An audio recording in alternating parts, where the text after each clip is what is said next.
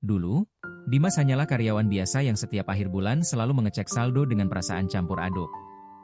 Gaji masuk terasa besar di hari pertama, tetapi beberapa minggu kemudian tinggal angka kecil yang membuat dada sesak.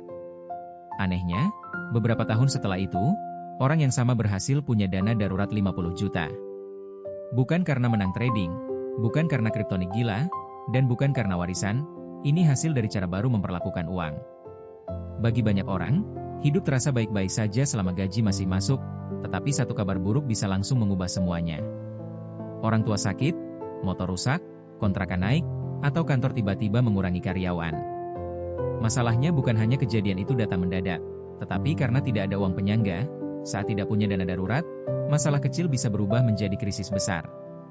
Sekarang coba jawab dengan jujur, kalau besok penghasilan berhenti berapa lama hidup masih bisa berjalan tanpa pinjam teman, tanpa pakai pilotar, tanpa gali lubang pinjol, dan tanpa menjual barang penting, 1 minggu, 1 bulan, atau bahkan hanya beberapa hari? Pertanyaan ini bukan untuk menakuti-nakuti, tetapi untuk membuka mata bahwa rasa aman finansial tidak muncul dari gaji, melainkan dari persiapan. Dimas bukan anak orang kaya, bukan investor profesional, dan bukan pebisnis besar. Ia hanya pekerja kantoran dengan gaji yang cukup tetapi tidak pernah terasa longgar. Ada biaya kos, makan, transportasi, kiriman keluarga, cicilan kecil, dan sesekali keinginan untuk menikmati hidup. Hidupnya sangat dekat dengan banyak orang Indonesia yang bekerja keras tetapi tetap merasa uang selalu habis entah kemana. Titik baliknya datang ketika satu kebutuhan mendadak membuat seluruh rencana bulan itu berantakan. Saat itu Dimas sadar, selama ini ia bukan benar-benar aman, ia hanya sedang beruntung karena belum dihantam masalah besar. Dari momen itu, ia mulai memahami bahwa hidup tanpa dana darurat seperti naik kendaraan tanpa rem. Selama jalan mulus terasa biasa saja, tetapi begitu turunan curam datang panik langsung mengambil alih. Di video ini, kita akan membedah perjalanan Dimas dari saldo yang sering menipis menjadi dana darurat 50 juta rupiah. Kita akan lihat bagaimana ia menutup kebocoran uang, mengatur prioritas, memisahkan rekening, menahan gaya hidup dan memilih tempat yang tepat untuk menyimpan uang aman. Tidak ada janji cepat kaya di sini, yang ada adalah langkah nyata yang bisa ditiru secara bertahap. Karena sebelum bicara saham, kripto, forex, bisnis, atau instrumen investasi apapun, sesuatu orang harus punya fondasi. Dana darurat bukan membuat kita langsung kaya tetapi membuat kita tidak mudah hancur saat hidup memberi pukulan. Ini bukan kisah tentang menjadi sultan dalam semalam. Ini tentang keluar dari mode panik lalu mulai membangun kekayaan dengan kepala dingin. Banyak karyawan sebenarnya bukan tidak mau menabung. Mereka bekerja keras, berangkat pagi, pulang malam, tetapi uang sudah habis sebelum sempat diberi arah. Gaji masuk lalu langsung berpindah ke cicilan, makan, transportasi, kiriman keluarga, tagihan, dan sedikit hiburan agar hidup tidak terasa terlalu berat. Masalahnya tanpa sistem, gaji hanya menjadi tamu lewat. Dimas dulu hidup dengan pola yang sama. Selama bulan ini masih bisa makan, bayar kos, dan tidak ditagih orang, ia merasa kondisi aman. Padahal itu bukan aman, itu hanya bertahan. Banyak orang terjebak di mode ini karena sejak kecil tidak pernah benar-benar diajari cara mengatur uang.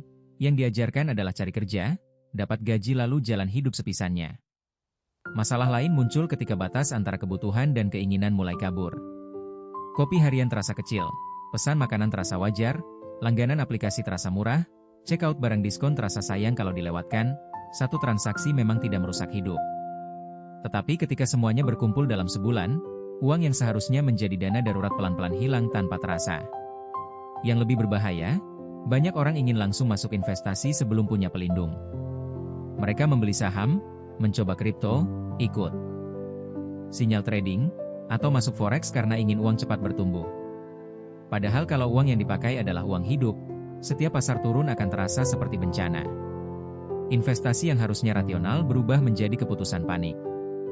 Tekanan sosial juga membuat hidup sederhana terasa sulit. Ada rasa tidak enak menolak ajakan teman, malu memakai barang lama, atau takut dianggap tidak berkembang, karena belum bisa liburan dan membeli gadget baru. Dimas juga pernah merasakan itu. Ia ingin terlihat baik-baik saja di depan orang lain, sementara kondisi rekeningnya sendiri justru sedang tidak baik. Lalu datang jebakan yang terlihat seperti solusi, yaitu pelajar dan pinjol. Banyak orang mengira limit pinjaman adalah penyelamat saat darurat, padahal itu hanya menunda sakit dengan biaya yang lebih mahal. Dana darurat sejati bukan uang dari aplikasi, bukan utang berbunga, dan bukan bantuan yang belum tentu datang. Dana darurat adalah uang sendiri yang bisa dipakai tanpa menambah beban. Di titik ini, Dimas mulai sadar bahwa masalahnya bukan semata gaji yang kurang besar, masalah utamanya adalah tidak ada sistem yang menjaga uang sebelum habis. Niat menabung saja tidak cukup kalau semua uang bercampur dalam satu rekening. Ia perlu angka target, rekening terpisah, aturan saat gajian, dan keberanian untuk mengubah cara hidup sebelum krisis memaksa dirinya berubah. Perubahan Dimas tidak dimulai dari seminar mahal atau buku keuangan yang tebal. Semuanya bermula dari kejadian yang terlihat sederhana, bernya rusak di waktu yang sangat tidak tepat. Di bulan yang sama, tagihan kos naik, kebutuhan rumah bertambah, dan saldo rekening sudah terlalu tipis. Untuk pertama kalinya, ia merasa gaji bulanan tidak cukup menjadi tamang saat hidup memberi kejutan. Yang membuat Dimas terpukul, bukan hanya biaya servis motor, tetapi rasa tidak berdaya ketika harus mencari uang tambahan dalam waktu singkat. Ia sempat meminjam ke teman, menunda beberapa pembayaran, lalu memakai pay later untuk menutup kebutuhan harian. Di luar ia terlihat tenang, tetapi di dalam kepalanya muncul rasa malu, cemas, dan lelah karena uang selalu kalah cepat dari masalah. Malam itu, saat melihat sisa saldo yang hampir habis, satu pertanyaan terus berputar di pikirannya. Kalau masalah sekecil ini saja membuat hidup berantakan, apa yang terjadi kalau orang tua sakit, kontrak kerja berhenti, atau perusahaan melakukan pengurangan karyawan? Dari sana, ia sadar, dana darurat bukan sekadar konsep finansial, dana darurat adalah cara menjaga harga diri ketika hidup sedang sulit. Sebelumnya, Dimas mengira menabung berarti menyimpan sisa uang di akhir bulan. Masalahnya, akhir bulan hampir selalu datang tanpa sisa. Selama uang belum diberi tugas sejak awal, ia akan habis mengikuti keinginan yang muncul satu persatu. Dari sini, ia mulai mengubah cara pandang. Menyisihkan dana darurat bukan pilihan terakhir, tetapi kewajiban pertama setelah gaji masuk. Langkah awalnya tidak dramatis. Ia hanya mencatat semua pengeluaran selama 30 hari. Bukan untuk menyalahkan diri sendiri, bukan untuk hidup pelit secara ekstrim, tetapi untuk melihat fakta.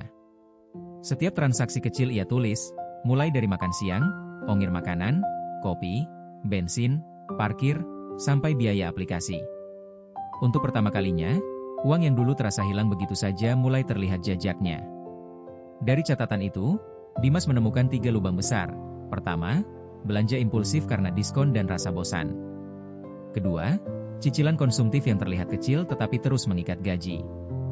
Ketiga, gaya hidup sosial yang sering dipaksakan agar terlihat mampu. Ia sadar, bukan semua pengeluaran salah, tetapi banyak keputusan dibuat tanpa sadar hanya karena ikut suasana dan takut tertinggal. Sejak titik itu, hubungan Dimas dengan uang mulai berubah. Gaji tidak lagi ia lihat sebagai tiket untuk menghabiskan bulan, tetapi sebagai alat untuk membeli rasa aman, waktu bernapas dan pilihan hidup yang lebih luas. Ia belum kaya, belum punya portofolio besar, tetapi untuk pertama kalinya ia punya arah. Dari kesadaran inilah, perjalanan menuju dana darurat 50 juta benar-benar dimulai. Setelah sadar hidupnya rapuh, Dimas tidak langsung menetapkan target 50 juta rupiah hanya karena angka itu terdengar keren. Ia mulai dari hal paling dasar, menghitung biaya hidup wajib setiap bulan. Ada kos, makan, transportasi, listrik, pulsa, kiriman keluarga, BPJS, cicilan kecil dan kebutuhan harian. Dari angka nyata inilah, target dana darurat mulai masuk akal. Dimas selalu belajar bahwa dana darurat idealnya, bukan angka asal sebut. Untuk orang yang masih lejang, minimal bisa menutup 3-6 bulan biaya hidup. Untuk yang sudah punya pasangan, anak atau tanggungan keluarga, jumlahnya bisa lebih besar. Semakin banyak risiko yang ditanggung, semakin tebal bantalan uang yang perlu disiapkan. Setelah dihitung, biaya hidup Dimas berada di kisaran 8 juta rupiah per bulan.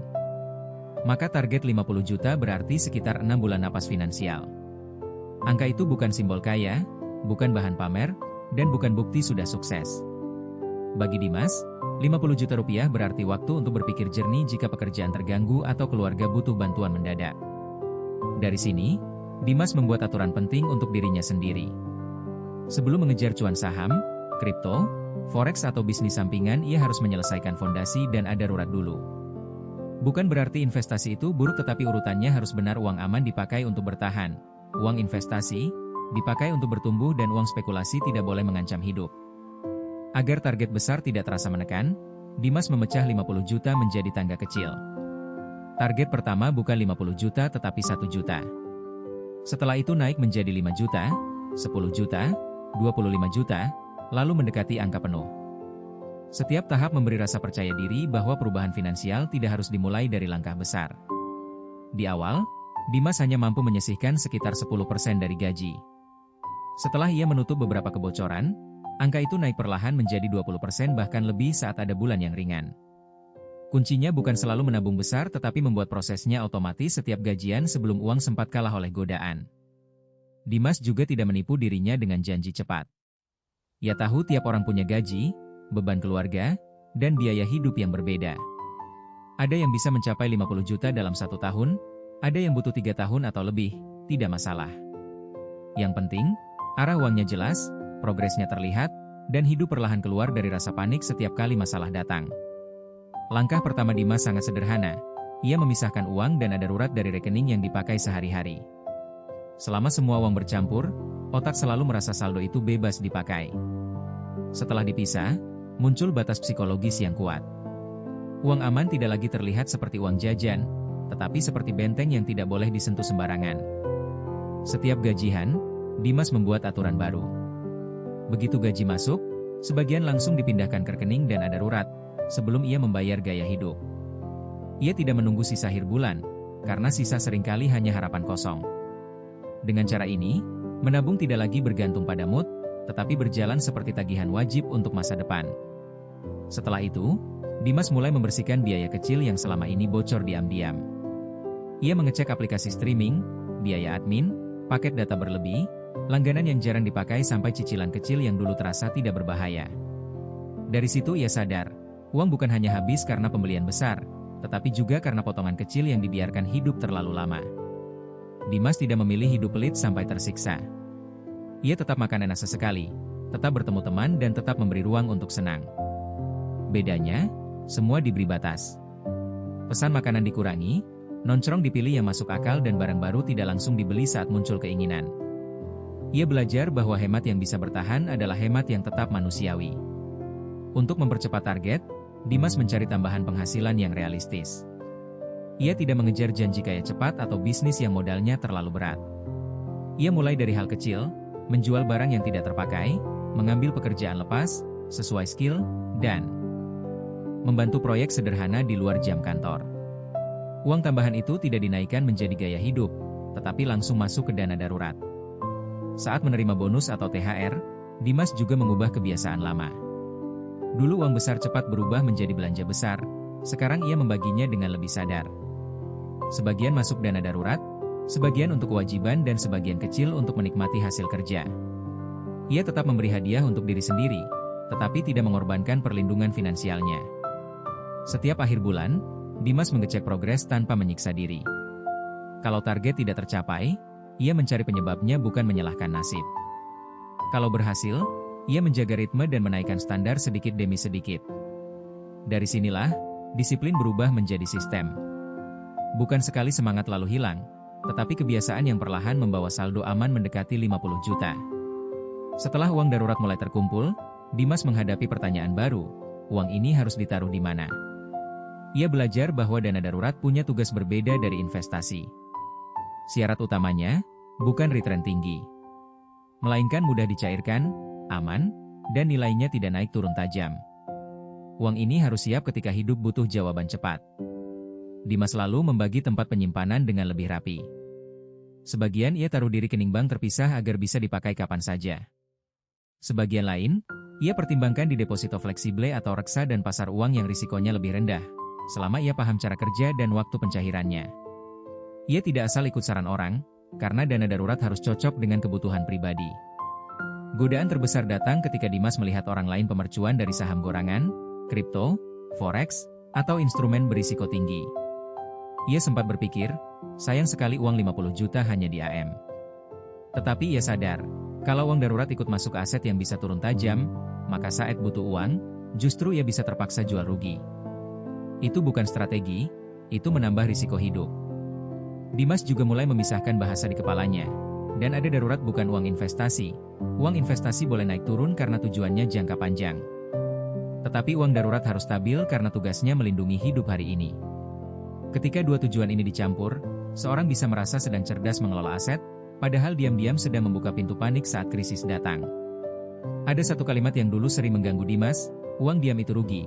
Setelah belajar lebih dalam, ia paham bahwa tidak semua uang harus bekerja mengajar keuntungan. Ada uang yang bekerja dengan cara menjaga ketenangan. Uang itu membuat sesuatu orang tidak langsung meminjam saat ada masalah, tidak panik saat kantor bermasalah, dan tidak mengambil keputusan gegabah hanya karena butuh dan cepat. Setelah fondasi 50 juta semakin dekat, barulah Dimas mulai menyusun langkah berikutnya. Ia belajar saham secara perlahan, membaca risiko SBN, mengenal reksa dan indeks, dan memahami bahwa setiap instrumen punya fungsi sendiri. Bedanya, kali ini ia tidak masuk pasar karena takut tertinggal, tetapi karena sudah punya pagar aman di belakangnya. Hasil paling terasa bukan sekadar angka di rekening, Dimas menjadi lebih tenang saat mendengar kabar buruk, lebih kuat menolak utang konsumtif, dan tidak mudah tergoda janji cuan cepat. Dana darurat membuat hidupnya tidak kebal dari masalah, tetapi jauh lebih siap menghadapnya. Inilah bentuk kekayaan yang tidak selalu terlihat, tetapi sangat terasa saat hidup sedang diuji. Ketika dana darurat 50 juta rupiah itu tercapai, hidup Dimas tidak mendadak berubah menjadi mewah. Ia masih bekerja, masih menghitung pengeluaran, dan masih punya tanggung jawab. Tetapi ada satu hal yang berbeda, pikirannya jauh lebih tenang. Kabar buruk tidak lagi langsung membuatnya panik, karena ia tahu ada bantalan yang bisa melindungi beberapa bulan ke depan. Hubungan Dimas dengan uang juga ikut berubah. Dulu uang terasa seperti sesuatu yang selalu kurang dan cepat hilang. Sekarang setiap rupiah punya tugas yang jelas. Ada uang untuk kebutuhan hidup, ada uang untuk keamanan, ada uang untuk investasi, dan ada uang untuk menikmati hasil kerja secara wajar.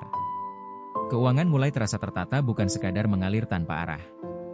Pelajaran penting dari kisah ini, dana darurat bukan hanya milik orang bergaji besar.